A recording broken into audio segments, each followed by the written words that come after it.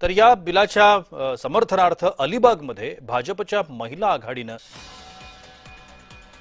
समर्थनार्थ मोर्चा काढला। नारी शक्ती वंदन विधेयकाच्या समर्थनार्थ त्यांनी एक पदयात्रा काढली। विधेयकाच्या समर्थनार्थ स्वाक्षरी मोहीम देखील या सगळ्यांनी घेतली। या सगळ्याला महिलांचा मोठा प्रतिसाद मिळाला। दक्षिण रायगडच्या जिल्हा उपाध्यक्ष ॲडव्होकेट मनस्वी मोहितेंनी या सगळ्याचं नेतृत्व केलं।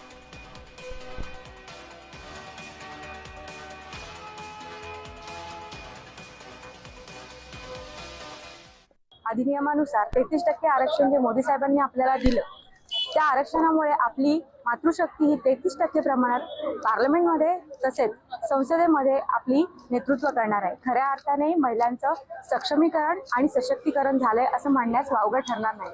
याआधी महिलांकडे केवळ कुठल्याही धोरणात्मक गोष्टींचे लाभार्थी म्हणून पाहिलं जात होतं, परंतु 33% आरक्षणानंतर याच महिलांना त्याच धोरणात्मक विषयाचे आपण शिल्पकार होणार आहोत, याची संधी मिळणार आहे। हे नक्कीच विकसित भारताची पायभरणी असू शकते असं मला वाटतं।